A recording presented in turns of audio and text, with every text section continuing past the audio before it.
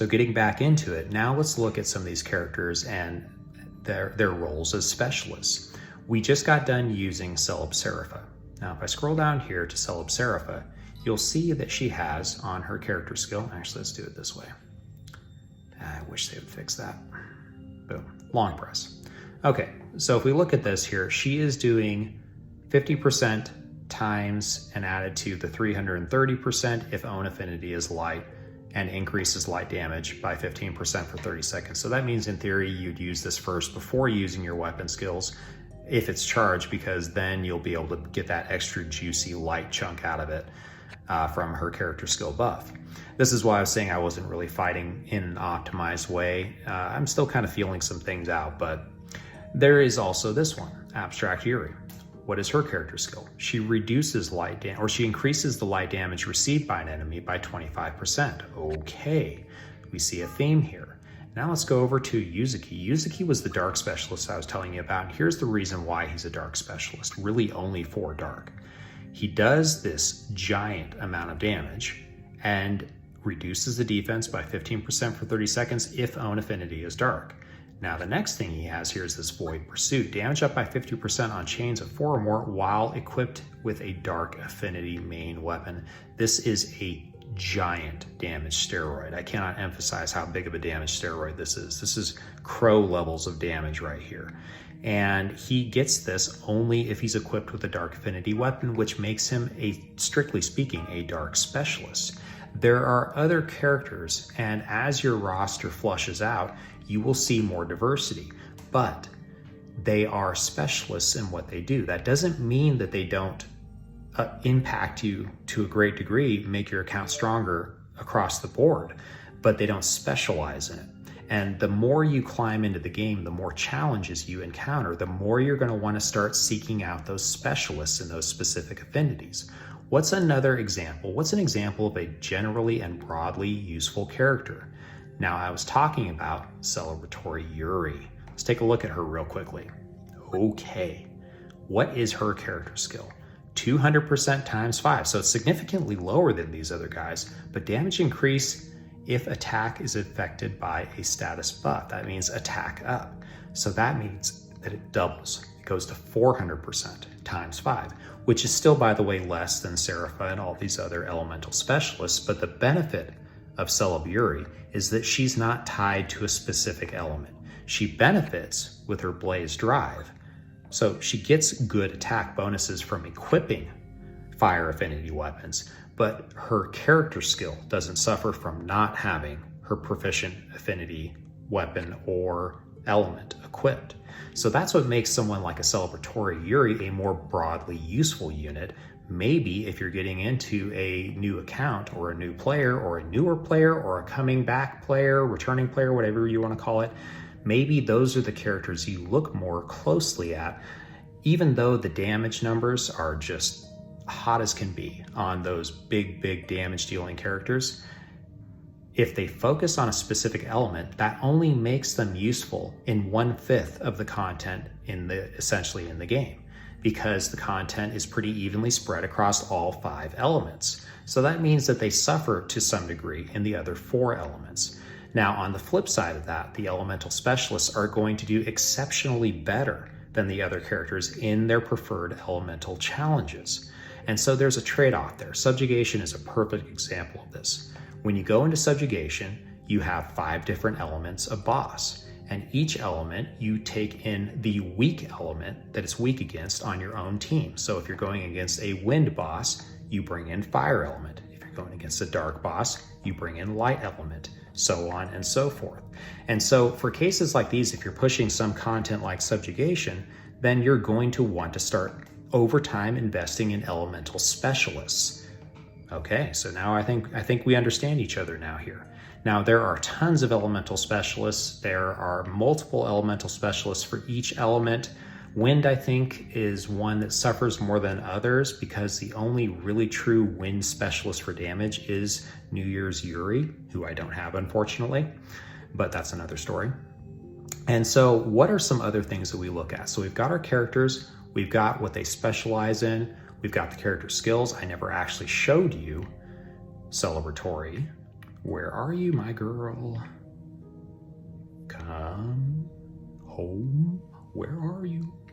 Oh my goodness, I know she's right here, and I know I'm just looking over her. I'm going to rewatch this video, there it is, in edit, and totally kick myself. Okay, so what makes this character so broken? One of the 2 best characters in the game. It's this right here.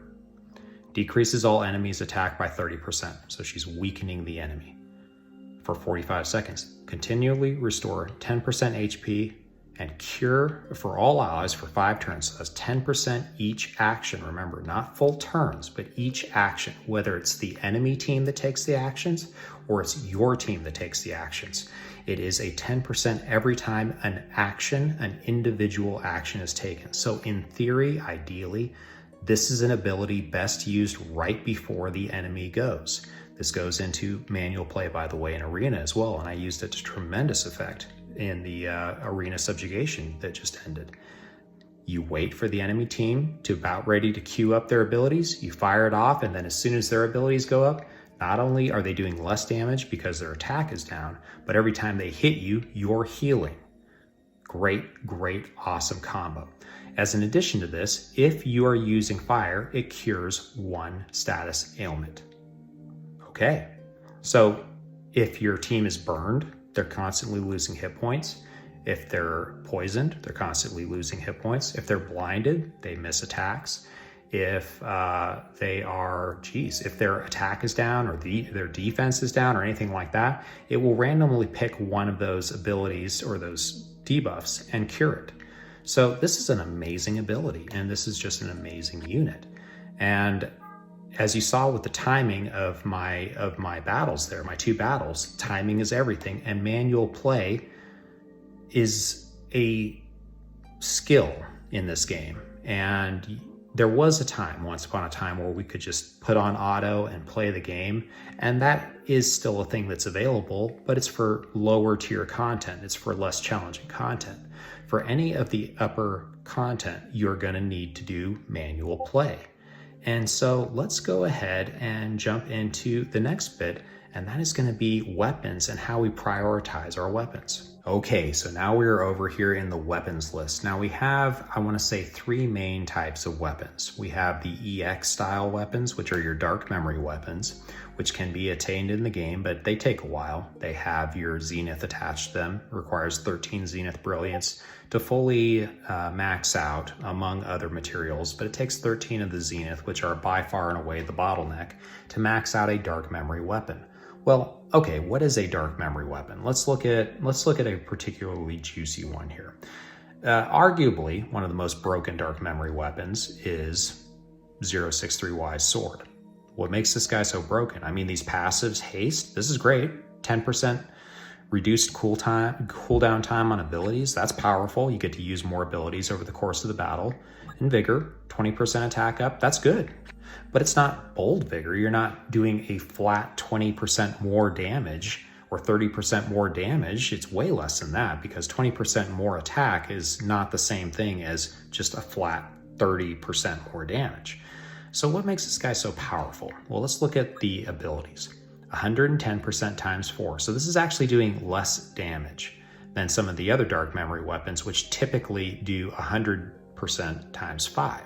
So it's actually doing significantly less damage. But it also does the neat thing that all the dark memory weapons do, where on the ability 1, it increases that element's damage by 50%.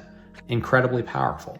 Let's look at this next one. This is a times 5, but it increases, okay, damage increased by 100% when HP is below 15%. So this is a big caveat here, because sometimes it's very difficult to get your HP down to below 50% and still live to tell about it, because the enemy can just blow a kiss your way and you're toast. But what this means is that if you are able to fall within, we call it the dynamic caged vigor range, if you're able to fall below that, you're doing a lot of damage. You are doubling your damage, okay? This turns from a 100% times 5 to a, what is that, a 200% times 5. I think I got that right. You know what? Correct me in the comments if I'm wrong on that. Regardless, it's a ton of damage. So this single ability right here on a weapon is the single most powerful ability on any weapon right there. It is 1,000% multiplier on a weapon skill. It is busted. What are some other abilities that we see here? Well, let's look at one of my favorite, Deimos's gun. And this has both time 5, 100%, dark damage 50%, and then the next one is attack up by 50%. Now this is perfect for a character like Yuri because remember, her character skill requires her to have that attack up buff. And so if you have this weapon equipped to her, she's giving herself that attack up buff, which means she's doubling her character skill damage, 400% times 5. That's a lot of damage. Okay, so what are the other class of weapons? Well, we have our subjugation weapons. These are in some ways a little bit more difficult to advance because they require participating in subjugation. Subjugation has a high price of admission. It's easy enough to get into it, to build a team and to just kind of love tap the boss and just get some materials and over the course of time, get what you need to awaken the weapons. And that's kind of the way I've done it. And even doing it that way, I've almost got these weapons maxed out. So I don't participate very much in subjugation. I barely play it. But over time, I've been able to mostly max these out. Now this is changing because now you can refine these weapons. And this guy right here gets Pursuit, which is a filthy, filthy skill. It increases damage based off chain length. That is a filthy, filthy skill. So that damage, once you start getting the materials for participating in the big kid subjugation, that thing's gonna get powerful. Okay, so that's our next class of weapon. And where these really specialize mostly is in arena. And I'll tell you why. Every single one of them has this timed agility by 30% up. Now, timed agility is powerful because it's a multiplier based off of your character's agility. It's not just adding to the character's agility, it's taking what's already there and then multiplying it by 30%. So in theory, if you were to slap one of these as a primary and two of these each as secondary, that is 90%, and it caps at 100%, by the way. That is 90% timed agility, which means that if you have 1,000 agility, then you are doing 1,900 agility just by having these three weapons equipped. So you're essentially doubling your agility. And in something like Arena, that's incredibly powerful because oftentimes he who attacks first wins. And if you've got some power behind that attack, you can start picking off the enemy targets, and they won't even get a chance to hit you. So that's a big part of what makes these guys useful. There's also another element of them that is very, very useful, and that is that each one of them, for their respective element, boosts the elemental damage of the whole team. In this case, it's boosting all allies' wind damage by 30%. Again, very useful. This becomes a team support weapon in addition to other things. So we have our Dark Memory, we have our we have our subjugation weapons, and then we have our Recollection of Dusk weapons. Now these are very similar to Dark Memory weapons. They are not as hard to get, but there is a skill barrier attached to them. Let's look at by far and away the best Frozen Heart or Recollections of Dusk weapon, and this belongs to Gale. Now this is the new Primo arena weapon, and it is on par with one of the subjugation weapons in that it gives the character a increased light damage. It increases the agility by 30% for 60 seconds. And again, 30% agility increase for timed agility is only available on this weapon and the subjugation weapons. Those are the only weapons in the game that go that high. Any other weapon will go up to a 20% timed agility, so just take that into account. And then we have this guy right here, increases all allies' light damage by 30% with a pretty chunky damage attached to it. And then you've got a bold freaking vigor. Dynamic bold vigor. So if your hit points are at 100%, you are increasing your damage by 40%. That is a multiplied 40% on your total damage. That is an insane buff. And then the last weapons we have are the weapons we get from either our characters or the weapons we just get in the regular gacha. So these are just our gacha weapons. And these can vary across the board. And these are the ones that we're going to talk about a little bit more right now. The other ones require farming the game to get. All three that I just talked about, the Recollections of Dusk, the Dark Memory, and the Subjugation weapons, all three of these types are farmable within the game. That means you don't have to be lucky to get them. You don't have to pull on a gacha or spend your gems or anything else. They require an investment of time. That's it. Time and putting effort into the game. And eventually you will get all those. These weapons, on the other hand, are very different because they require you to pull on them. So what is the benefit of these weapons? Well, oftentimes these weapons have some really killer abilities attached to them. Let's look at this weapon right here, which comes from Abyssal Mirror Gale. Gale having a lot of good weapons in this video. Void Boon, dark damage dealt up by 30%, very strong. And Caged Vigor, not just any old Caged Vigor, dynamic Caged Vigor. Now remember, I was harping on about just how much damage that weapon, that EX Greatsword from 063Y did. Well, this weapon right here increases damage dealt by 40% when HP is 70% or lower. Damage increases based on how low your HP is. This is called dynamic Caged Vigor, meaning the lower your HP goes, the more damage you do. Dynamic Bold Vigor, the higher your HP goes, the more damage you do. Light is typically Bold Vigor, light and water, and dark is typically Caged Vigor. Okay, so we have a weapon with incredibly powerful passives attached to it. I'm not going to talk about the skills themselves, but these weapons have to be leveled in a different way. You don't get the materials to level these weapons from the game, from farming parts of the game. You have to get these from outside sources. So what am I talking about here? Well, let's go ahead and look at what is something, I haven't talked about Young Jesus in a while. What is something that will just make Young Jesus absolutely flip his dipper? I know I've got one around here somewhere. Oh, there it is. Walked right over it. The Outlaw Staff, the famous Outlaw Staff. Now you'll notice mine is at level 75 here. What does this guy have on it? Okay, Void Boon, it hasn't been fully leveled, and Vigor. Great. It's also got other skills. This is actually a very good weapon, but what this guy requires to level up is it requires a very rare item called a Black Pearl. Black Pearls are very, very, very hard to come by. You get them sometimes from paid banners, you get them sometimes as free handouts, you get them sometimes from events, and sometimes you get them from the shop, the exchange shop, by doing many other things. The fact of the matter with these, though, is that if you do not sink a lot of time into this game, you may be getting 4 per month, maybe 6 per month. It takes 4 of these guys to fully ascend a weapon. And what a full ascension means is that you can cap it at level 90. Okay, now you can refine it and you can go up to level 100, but that's another story. So what do you need to fully evolve and ascend a weapon? You need gems. Gems are much easier to come by. You can farm those from a lot of places in the game. You need the Black Pearls for Ascension materials, and then you need these rare materials, and these are not that difficult to get a hold of. Again, the bottleneck is the Black Pearl.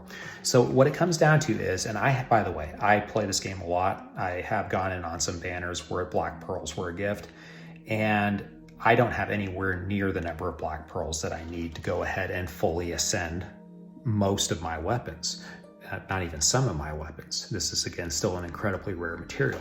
So how do I pick the weapons that I want to ascend? Well, typically the first ones that I look at are the ones that I'm going to be doing damage with. Now, since the EX weapons are, in my opinion, far and away for PvE, player versus game, the best weapons you can be using, because they do have the highest multipliers on damage. So why would you use a regular gacha weapon if you have one of those powerful weapons? Well, you might use it if you need something, you might use it if you need something like a heal, for example. There are heal weapons that can, like this guy right here, and we showed you this already, recovers 15% HP for all allies. Remember that EX staff was 20% for all allies, and that was a very powerful weapon. This is a gacha weapon. And so in this case, I actually fully maxed this weapon with Black Pearls because the abilities that are attached to it are so doggone useful. What are some other examples? Well, let's say, for example, you're playing a part of the game that requires you to have, Arena. This is a perfect example of this. Sometimes the subjugation weapons don't really fit the ticket. So sometimes you need a weapon, say you're running a mono light team because you have a whole bunch of light buffing going on your team, and it actually makes more sense to run, let's say, a light gun, like this one, for example. This is an excellent arena weapon, and it comes with Abstract Yuri. It has Fleetfoot, which is agility by 20% up, and it has Lucid Boon, which is increased light damage by 30%. That is amazing. That's an amazing combo. What else does it have? It has 14-second cooldown on ability and a 18-second cooldown on ability. Now, unfortunately, that 18-second cooldown isn't ideal. It isn't optimized, but it is a light gun. So if you were to attach it to a arena sniper that was a gun user as a primary hand weapon, what they would do is they would get out there and they would just knock things off. And then let's say you have a staff user and a sword user. Both of those weapon categories have weapons that buff light damage. And then the next volley of attacks absolutely shred, absolutely eviscerate a tanky team. And I've seen it happen. I've got some pretty tanky teams out there. And I've seen my tank teams absolutely melted by a mono light team with this very gun in it. So those are the cases where you would sink those resources into really fully awakening the weapon. Otherwise, you can get away with EX weapons for the most part. You can get away with subjugation weapons. These are all if you have them. And for the most part, though, you typically only sink the black pearls if you have a little bit of extra. Save some just in case you need them, but use them sparingly. Most of your sub weapons, for example, the things that you put on your second and third slot, those don't have to be fully awakened. You can get away with a level 70 weapon just fine and do great work. The difference between the bonuses from a level 70 weapon on the passives, the secondary abilities, between a level 70 weapon and a level 90 weapon are not terribly big. They're there, but they're not earth-shattering. So I think that I've got an example of this right here that I can show you where, let's see, yeah, we've got a level 70 staff here. Let's look at Lucid Boon and Bold Vigor. Increases light damage by 24.4%, okay? Bold Vigor, 24.4%. Okay, so 24.4 and 24.4. Let's look at a max level one. 30%. Okay, so only a 5.6% damage difference on the Lucid Boon, and the same for the Bold Vigor. So you're losing damage, you're losing the ability to do more damage, but you're not picking up a ton of extra damage in the first place. So this is why I say be choosy about how you spend your black pearls. If you've got a character who is a carry, a hard carry, for example, on your team, when I started out in NieR Reincarnation, A2 was my hard carry for months. She took me through everything in the game pretty much by herself, and everybody else on my team just kind of tagged along for the ride. She basically did all the work. And in the case of a hard carry, okay, this is different because say you're a new player. Now you want to really invest in that one character. And it's not a bad idea, by the way, to invest in one hard carry damage dealer because they can carry you through 90% of the game just by themselves. And so if you do that, then you want to start focusing on the weapons, the most powerful weapons for them. That's maybe when you start spending some black pearls on them and the weapons that would really take you through challenging content in the game. But again, I would caution against spending them all in one place. I would always leave probably 4 set aside just in case you come across an exceptional weapon that you're looking for that you can use in the game or is just generally useful. Type of weapon, a class of weapon that is just generally useful is, I think it's this monstrosity right here. Kind of, sort of, not really, but actually it kind of is. So what we have here is we have Pursuit, which is a generally useful ability. It's not element locked.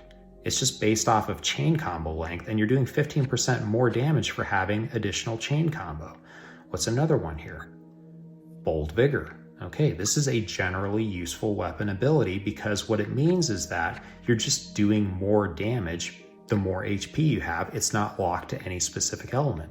So you can go into challenges where you have your element specific weapon and you need these because opposite elements mean that you do more damage to the enemy and they do less damage to you. So that means that you do want to focus on having the correct element in your main hand. If you're going against a fire challenge, make sure you have a water element, but you don't need to have water sub-weapons. You can have this guy, which is a light weapon, which has pursuit, and you can have this guy, which is also a light weapon, which has bold vigor. And those two passive abilities are increasing your damage more than you may suspect. Again, these are multipliers. These are flat multipliers on your total damage. They just take what you're going to be doing and multiply it. It's a lot of damage. So I'm going to leave it here. This is a very long video, but I think that this was hopefully an informative video for players who may be just kind of coming in. We're going to be getting NieR Automata and NieR Replicant coming back, and we're going to be getting those beautiful costumes, probably a second banner, maybe A2, we'll see. So hold strong, guys. But hopefully this was a useful resource for you guys to get started. I would welcome any comments that are specifically asking for things that maybe you as players, maybe you as newer players, or even veteran players, maybe something you want clarified. You've been playing the game for a while, but you've never fully understood a mechanic. I'm happy to go into those, and I'd really like to start diving into kind of giving a leg up to maybe some of the newer players. I'll probably go into an arena video either next or shortly thereafter, because I've got some good arena footage from Arena Subjugation that I recorded. And I think that there's a lot that we can talk about with Arena. And I went back through and watched my old Arena video. And while a lot of it still holds up, some of the concepts I was flirting with back then are a little dated now. And also there is Yuletide Gale and Cell of F66X. So that just kind of upset everything. But anyways, I'm going to leave it here. And so I'll just say good night. I finished my workday. I got to go to bed. And peace out, y'all. I'll talk to you next time. Have a good one. Bye.